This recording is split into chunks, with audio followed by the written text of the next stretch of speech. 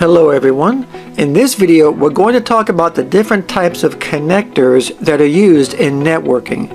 And these connectors will vary depending upon the type of network and the cable that they are attached to, whether that cable is twisted pair, coaxial, telephone, or fiber optic. And the first one we're going to talk about is the RJ45. Now the RJ45 is by far the most common network connector.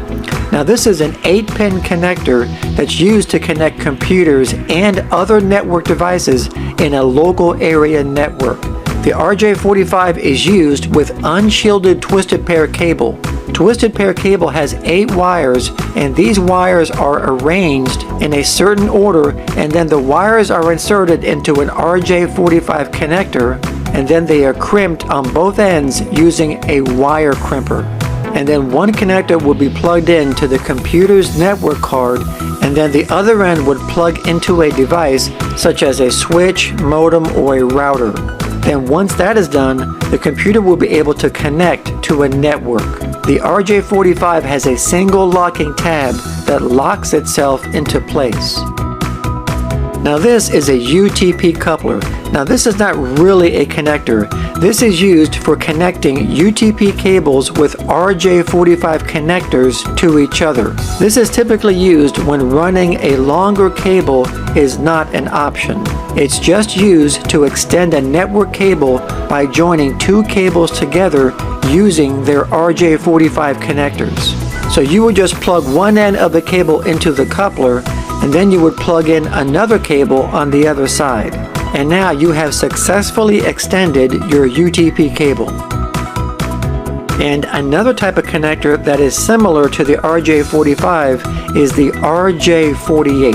Now the RJ48 looks very similar to the RJ45, but the difference between the two is that the RJ48 is used with shielded twisted pair cable instead of unshielded twisted pair that's used with the RJ45. The RJ48 is primarily used with T1 lines, and it's also wired differently than the RJ45.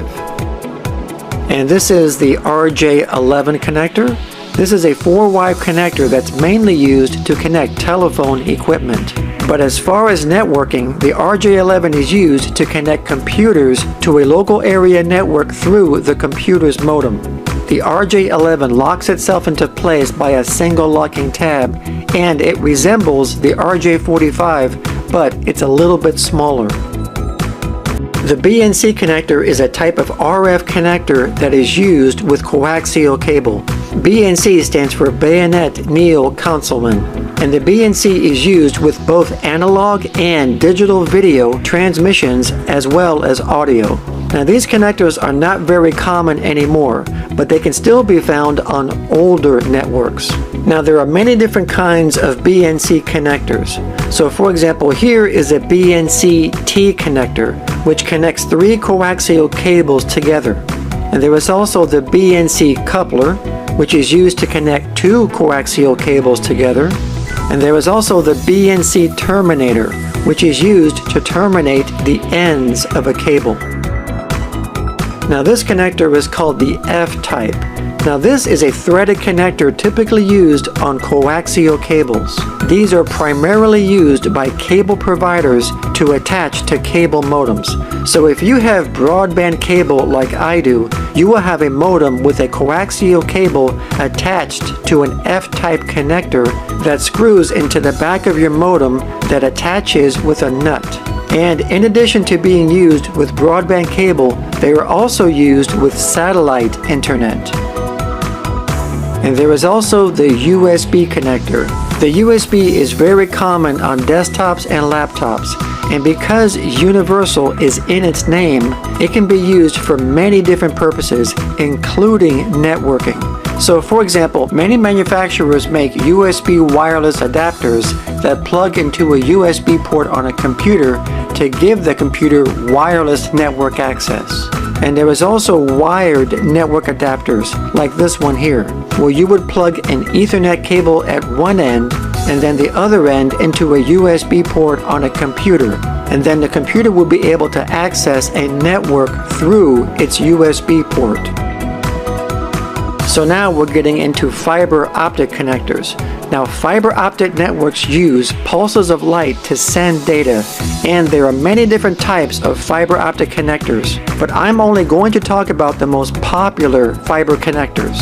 But the main differences between these fiber connectors are the size and the method they use when coupling.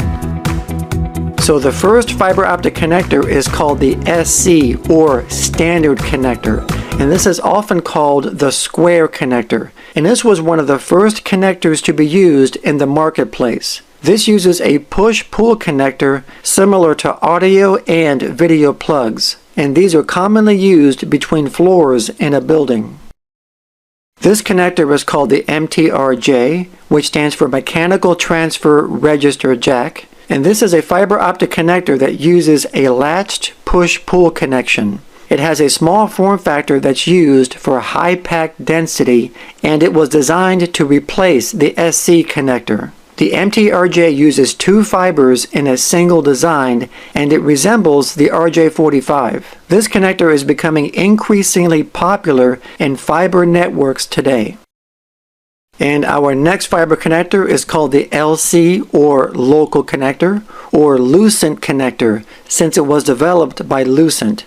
Now this type of connector is also commonly used between floors in a building, and it was designed to compete with the SC connector. It's about half the size of the SC connector, which makes it better for highly populated racks and panels.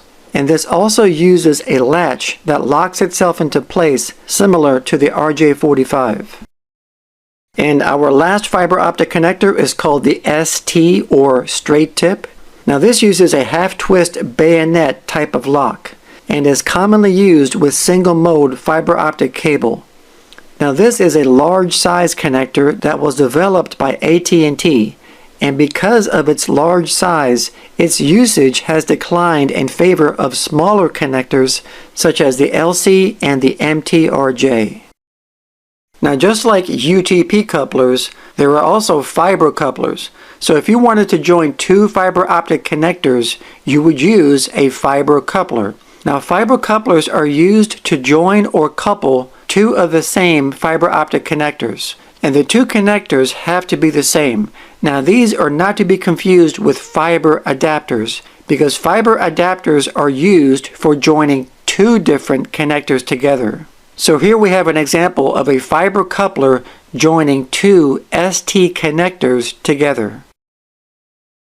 So now we're going to talk about the difference between UPC and APC end faces, or tips, on fiber optic connectors. And as examples, we're going to use a group of ST fiber connectors equipped with UPC and APC end faces.